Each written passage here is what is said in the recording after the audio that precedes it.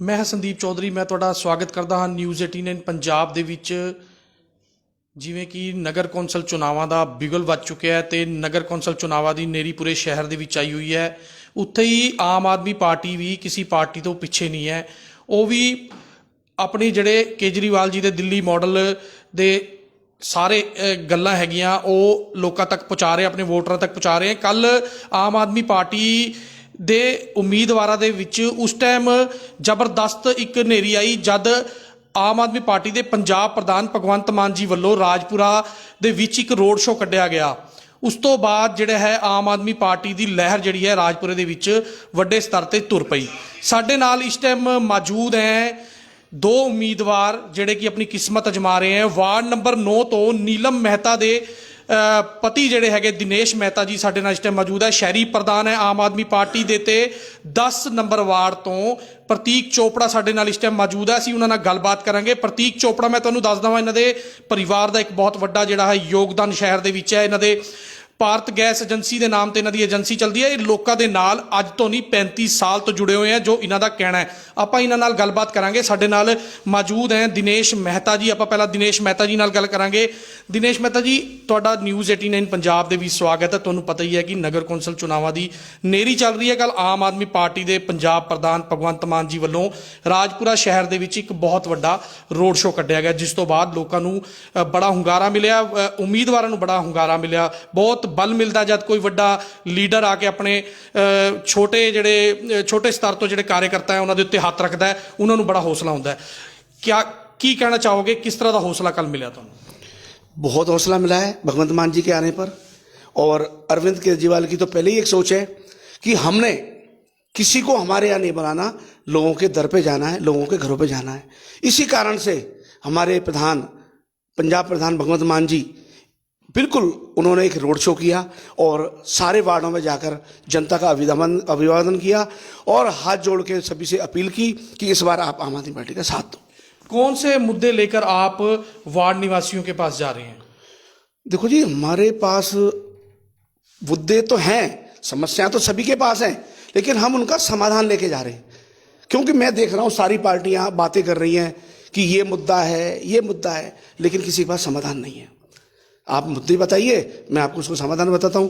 हर ward का आम आदमी पार्टी ने प्रॉपर ढंग से रिसर्च किया है और रिसर्च करने के बाद जो उनके मुद्दे थे वो हमारे कार्यकर्ताओं से सब उन्हें लिखवाए हैं और लिखवा के उसके हल ढूंढे। उसके बाद ही म्यूनसिपल कमेटी के चुनावों के अंदर हमारे पार्टियों को टिकट देकर और खड़ा किया। मतलब कहने का भाव आपका ये है, जो बात आप कहना चाहते हैं कि दूसरी पार्टियां मुद्दे तो लेकर आती हैं लेकिन उनका हल उनके पास नहीं होता। उनका हल जो है दिल्ली में केजरीवाल जी का जो मॉडल बनाया गया है वो लेकर आप राजपुरा में अपने वार्ड नंबर 9 में चल रहे हैं, वार्ड नंबर 10 में चल रहे हैं। बिल्कुल किस तरह के मुद्दे आप लोगों को समझा रहे हैं कि हम ये मुद्दे हल करेंगे आपके आने वाले? देखो, सबसे पहले तो एक मुद्दा है कि भ्रष्टाचार का, वो पूरे जग जाहिर है, पूरा हिंदुस्तान इस चीज से त्रस्त है, जैसा कि आप सभी जानते हैं। तो भ्रष्टाचार खत्म करने के लिए सबसे बड़ा जो प्लान आया है उनका वो है door step delivery. Door step delivery का एक सीधा सा सिस्टम है। दिल्ली सरकार में भी आप किसी से पूछ लेते, आपके कोई रिश्तेदार रहते हो, वहां पर उन्होंने एक ऐप लॉन्च की हुई है जिसके अंदर 45 सर्विसेज हैं, जिसके अंदर आप 45 सर्विसेज हैं। आप ऐप पर जाएंगे, उसके अंदर आप उसमें अपना सारा डाटा भरेंगे और वो डिलीवरी आपको घर बैठे आएगी। आपको किसी भी सरकारी कर्मचारी से डायरेक्ट मिलने की जरूरत नहीं है। जैसे आपने राशन कार्ड बनवाना है, जैसे आपने नीला कार्ड बनवाना है, बर्थ सर्टिफिकेट बनवाना है, ड्राइविंग लाइसेंस बनवाना है, जन्म प्रमाण पत्र बनवाना है, किसी भी प्रकार की एनओसी लेनी है। आप देखिए, आपको जाना पड़ता है सरकारी दफ्तरों में, 2-2, 3-3 दिन आपके चक्कर लग जाते हैं। तो उनका एक टारगेट है कि ऐप के अंदर जाइए, ठीक है, और ऐप के अंदर जाके आप जो भी अपना सारा डाटा दीजिए और 3 या 4 दिन के अंदर वो चीज़ आपके घर आके पहुंचेगी। लोगों का ये कहना है कि आम आदमी पार्टी के ही कुछ लोगों का ये कहना है कि दिनेश मेहता अभी अभी आम आदमी पार्टी के साथ जुड़े हैं और आम आदमी पार्टी के इतने लोकप्रिय नेता बन चुके हैं राजपुरे की, उनको आम आदमी पार्टी ने शहरी प्रधान बना दिया है। ऐसे कौन से आपने मुद्दे लेकर आए हैं? आपको इतनी बड़ी जिम्मेवारी दी है और आने वाले दिनों में आप अपने वार्ड जितने भी आपने 30 वार्डों पे मेरे ख्याल से जो उम्मीदवार उतारे उनके लिए आप शहरी प्रधान होने के नाते कौन कौन सा प्रचार कर रहे हैं, क्या उनके लिए आप लेकर आ रहे हैं लोगों के लिए? देखो, सबसे पहले तो आपने एक बात पूछी है संदीप जी कि थोड़े दिन पहले आप आए और आने के बाद आपको शहरी प्रधान बना दिया गया। तो सबसे पहले तो मेरा समर्पण है आम आदमी पार्टी के लिए। मैं आम आदमी पार्टी का वफादार कार्यकर्ता रहा हूँ। जहाँ भी मैं मिला हूँ आप लोगों से तो मैंने यही कहा है कि मैं आम आदमी पार्टी का एक छोटा सा कार्यकर्ता हूँ। हम लोग कोई लीडर नहीं है, हम लोग आम घरों के लोग हैं। तो पार्टी को लगा, पार्टी ने सर्वे कराया, उनको लगा कि हमारे अंदर कैपेबिलिटी है, हम लोग संभाल सकते हैं, तो हमें जिम्मेदारी दे दी।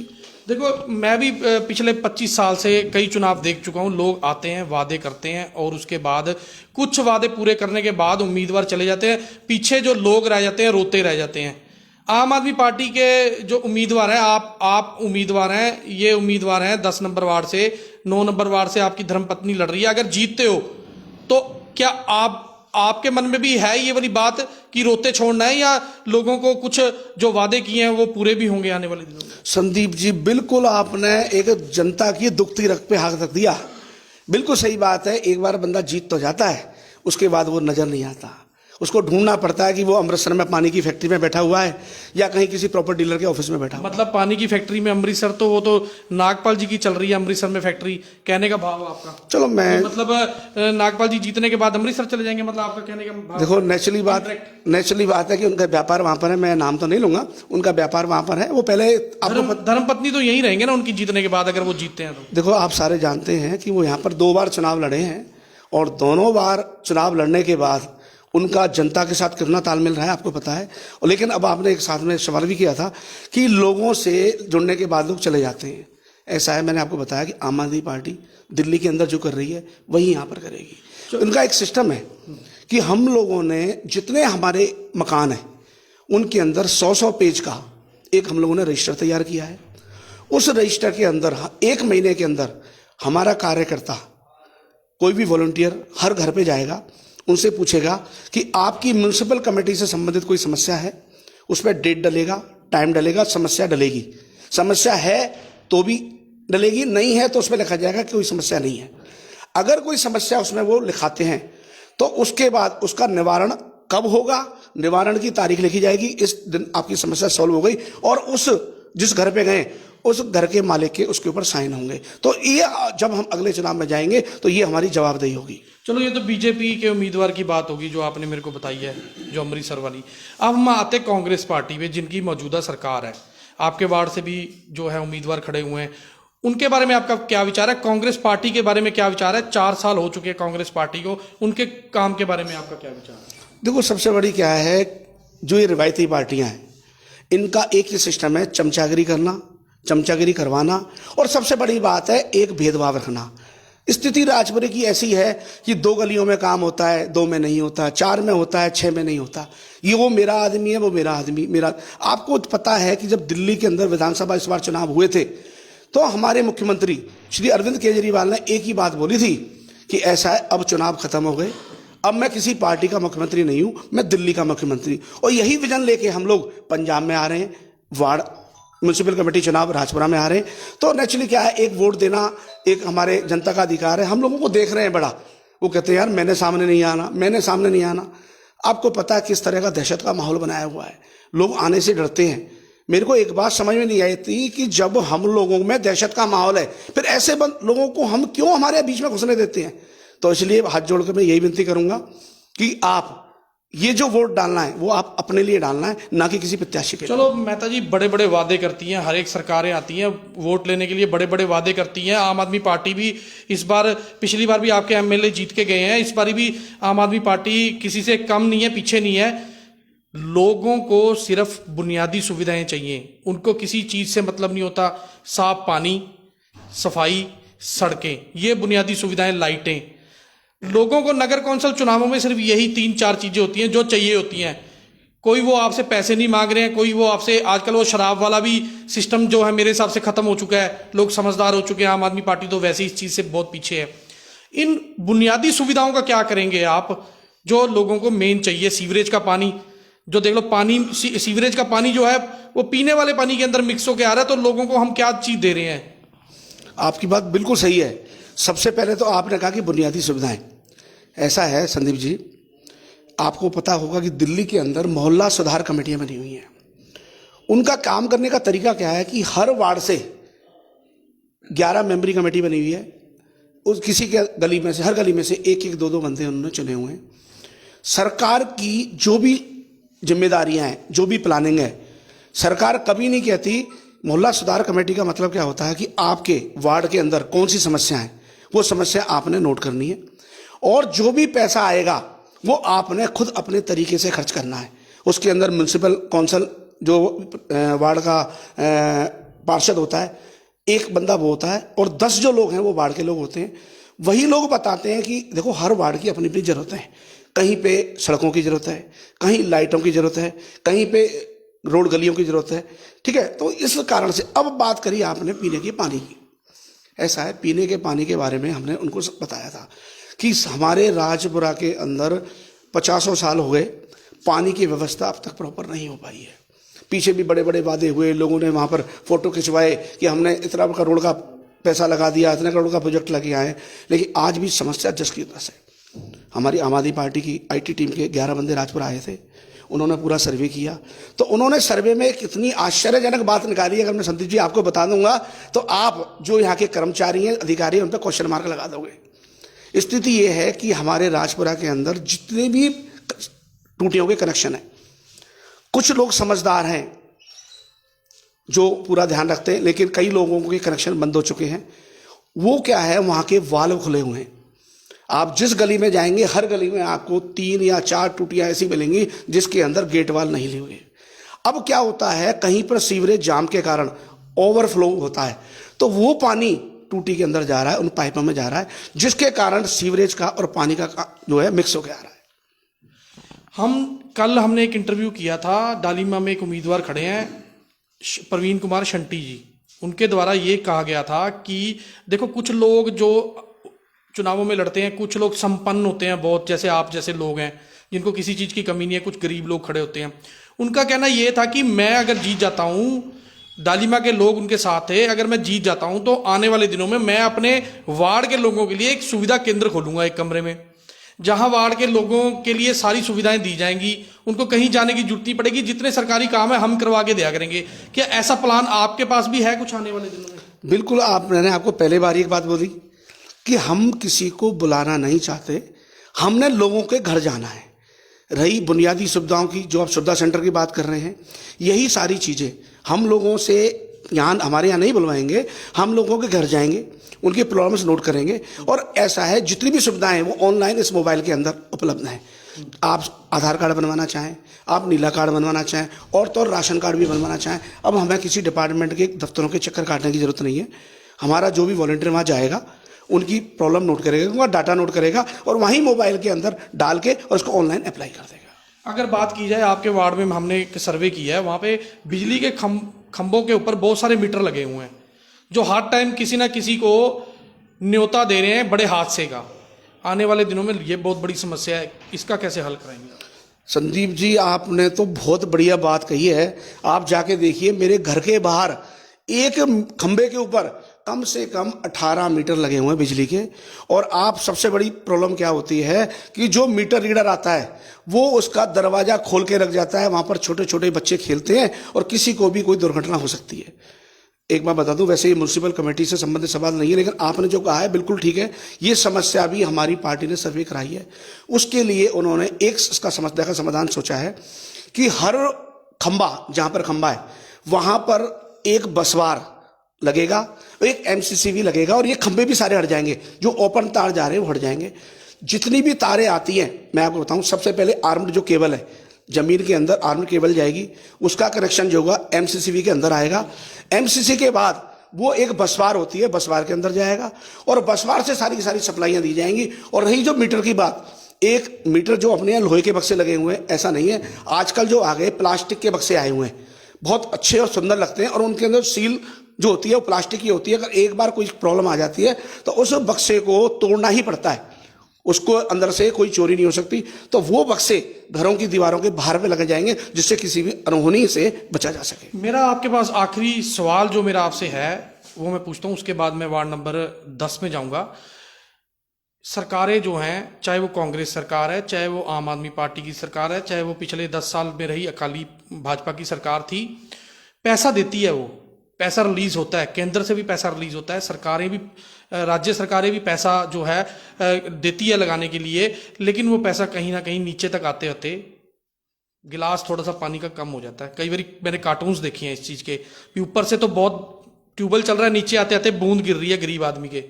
इसको कैसे देखते हैं आप? जैसा कि आपको पता है कि सन 1984 के अंदर जिस टाइम कांग्रेस पार्टी ने हमारे पूर्व प्रधानमंत्री इंदिरा गांधी जी की हत्या के बाद राजीव गांधी जी जब आए थे कैंपेनिंग के लिए, जब प्रधानमंत्री बने थे, तो उन्होंने एक बात बोली थी कि ऊपर से जब 100 रुपये गिरते हैं लोगों की सेवा के लिए तो नीचे तक सिर्फ 5 पैसे पहुंचते हैं। बिल्कुल आपने सही बात कही। तो उसके लिए आपको सामने अरविंद केजरीवाल जी उदाहरण है।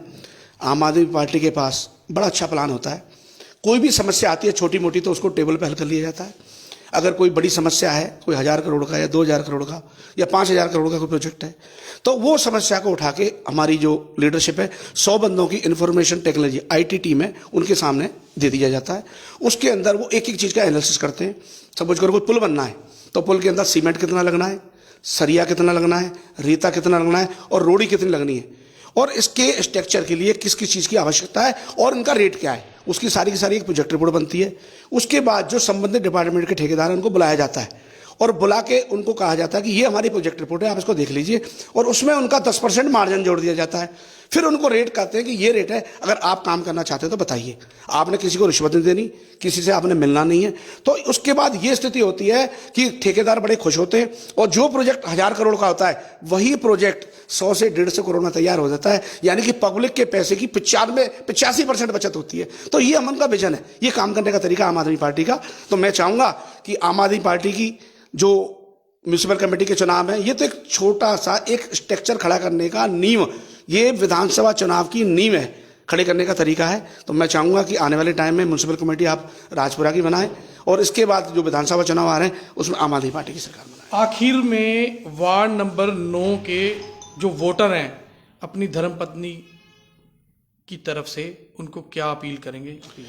बस मैं मेरे वार्ड नंबर 9 के वोटरों से हाथ जोड़ के एक अपील करना चाहूंगा कि इस बार ये वाला वोट सिर्फ आप अपने आप को दें, क्योंकि ये वोट आप किसी प्रत्याशी को नहीं दे रहे, अपने बच्चों के भविष्य को देने जा रहे हैं। रीजन क्या है कि 70 साल हो गए, 70 साल से इन रिवायती पार्टियों से जुड़े हुए थे, आप भी जुड़े हो गए, मैं भी जुड़ा हुआ हूं, लेकिन इन पार्टियों ने अभी तक कुछ नहीं किया, हम लोगों का इस्तेमाल किया है। इसी कारण से हम लोगों को इस म्यूनिसिपल कमेटी के चुनाव में और राजनीति में आना पड़ा है। बहुत बहुत धन्यवाद आपका।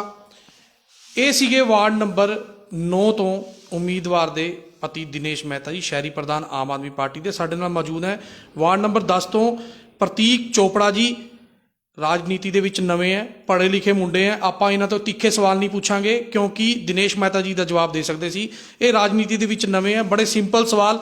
प्रतीक जी, आपका न्यूज़ 18 पंजाब में मैं स्वागत करता हूँ।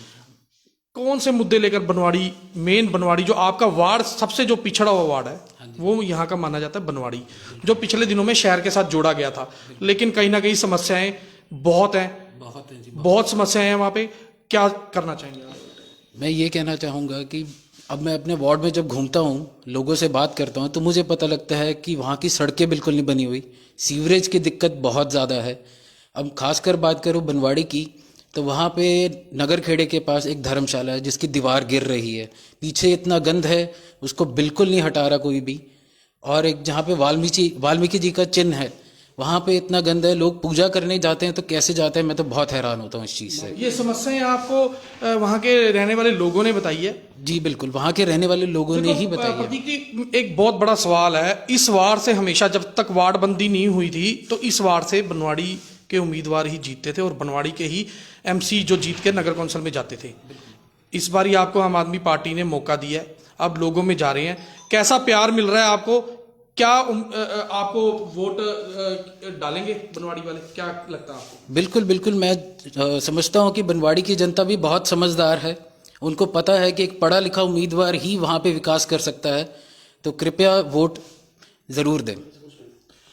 दिनेश मेहता जी तो पूछते हैं, दिनेश मेहता की कहना चाहोगे वार्ड नंबर 10 बारे? तुसी भी देखो कुमरे शहरी प्रधान होने ना। बिल्कुल बिल्कुल, मैं बनवाड़ी में गया हूँ और बनवाड़ी के लोग ये बोलते हैं कि बनवाड़ी के लोगों को 35 साल से हम लोगों ने जिताया है, लेकिन 35 साल के अंदर इन्होंने हमारे साथ किया क्या है? जो लोग 35 साल से बनवाड़ी वाले अपने नुमाइंदे को वहाँ से जिताते रहे, उसके बावजूद भी 35 साल में बनवाड़ी का कोई विकास नहीं हुआ। माड़ी के पीछे आप जाके देखिए, जहाँ पर वाल्मीकि जी का छोटा सा मंदिर बना हुआ है, वहाँ चन्नगा, वहाँ पर लोग बैठ भी नहीं सकते, इतनी बड़ी। और एक बात बता दूँ, ये समस्याएं कोई छोटी नहीं है, बहुत बड़ी है। ये एमसी लेवल पे हल नहीं होंगी। उसका सबसे बड़ा कारण क्या है कि जो भी अभी तक एमसी जो वहाँ पर आ रहे हैं, ठीक है ना, मैं क्या बताऊँ आपको, जैसा कि आपको पता है, पहले वो भारतीय जनता पार्टी से आए थे और लोगों का विश्वास तोड़कर वो एक अपने छोटे से लालच के कारण एक नई पार्टी में, कांग्रेस पार्टी में शामिल हो गए। तो लोगों ने बड़े विश्वास से इनको जिताया था, तो क्या हुआ? कुछ भी नहीं हुआ। तो आज मैं बनवाड़ी के लोगों से, वार्ड नंबर 10 की लोगों से ये हाथ जोड़ के विनती करना चाहूँगा कि आप ये ना देखें, आज राजपुरा का बनवाड़ी वालों पे बड़ा एहसान है। कैसे एहसान है कि राजपुरा जो बसा हुआ है सारा, ये बनवाड़ी की जगह पर बसा हुआ है। तो बनवाड़ी वालों को बड़ा दिल करके, क्योंकि राजपुरा आपका परिवार है, क्योंकि अगर आप एक छोटे से दायरे में सिमटे रहेंगे तो आपके क्षेत्र का विकास नहीं होना। आज आम आदमी पार्टी से प्रतीक चोपड़ा जी आपके दरबार में आए हैं और बड़ी साफ नियत लेके आए हैं कि बनवाड़ी की जो भी समस्याएं जो 30 साल से हल नहीं हुई, तो इतनी उम्मीद है कि वादा तो नहीं करते लेकिन कोशिश इतनी करेंगे कि उस समस्या का समाधान निकाल के देंगे आपको। अपील तो मैं प्रतीक जी को ही कहूंगा भी वो वार्ड नंबर 10 के लोगों से कहें। प्रतीक जी, क्या अपील करना चाहेंगे आप? मैं ये कहना चाहूँगा कि आप सारे लोग खुद बहुत समझदार हैं, आपको पता है कि एक पढ़ा लिखा इंसान ही वहाँ पे विकास कर पाएगा, तो कृपया अपना वोट इस बारी आम आदमी पार्टी को ज़रूर दें। ਇਹ ਸੀਗੇ ਵਾਰਡ ਨੰਬਰ 9 ਤੋਂ ਨੀਲਮ ਮਹਿਤਾ ਦੇ ਪਤੀ ਸ਼ਹਿਰੀ ਪ੍ਰਧਾਨ ਹੈ ਆਮ ਆਦਮੀ ਪਾਰਟੀ ਦੇ ਦਿਨੇਸ਼ ਮਹਿਤਾ, ਤੇ 10 ਨੰਬਰ ਵਾਰਡ ਤੋਂ ਪ੍ਰਤੀਕ ਚੋਪੜਾ ਜੀ, ਜਿਨ੍ਹਾਂ ਨੇ ਬਹੁਤ ਗੱਲਾਂ ਕੀਤੀਆਂ ਨਿਊਜ਼ 89 ਪੰਜਾਬ ਤੇ। ਅਸੀਂ ਦਿਨੇਸ਼ ਮਹਿਤਾ ਜੀ ਤੋਂ ਬੜੇ ਤਿੱਖੇ ਸਵਾਲ ਵੀ ਪੁੱਛੇ, ਉਮੀਦਵਾਰਾਂ ਬਾਰੇ ਵੀ ਉਹਨਾਂ ਨੇ ਕਿਹਾ ਜਿਹੜੇ ਇਹਨਾਂ ਦੇ ਮੁਕਾਬਲੇ 'ਚ ਲੜ ਰਹੇ ਹੈ। ਹੁਣ ਦੇਖਣਾ ਇਹ ਹੋਏਗਾ ਆਉਣ ਵਾਲੀ 14 ਤਰੀਕ ਨੂੰ ਦੋਨੋਂ ਵਾਰਡਾਂ ਦੇ ਵਿੱਚੋਂ ਵੋਟਰ ਜਿਹੜੇ ਹੈ ਉਹ ਕਿਹਦੇ ਹੱਕ ਦੇ ਵਿੱਚ ਵੋਟ ਕਰਕੇ ਨਗਰ ਕੌਂਸਲ ਵਿੱਚ ਉਹਨਾਂ ਨੂੰ ਪਾਰਸ਼ਦ ਬਣਾਉਂਦੇ ਆ ਤੇ ਸੇਵਾ ਕਰਨ ਦਾ ਮੌਕਾ ਦਿੰਦੇ ਆ। ਰਾਜਪੁਰਾ ਤੋਂ ਕੈਮਰਾਮੈਨ ਲਲਿਤ ਕੁਮਾਰ ਦੇ ਨਾਲ media person Sandeep Chaudhary, news 89 Punjab.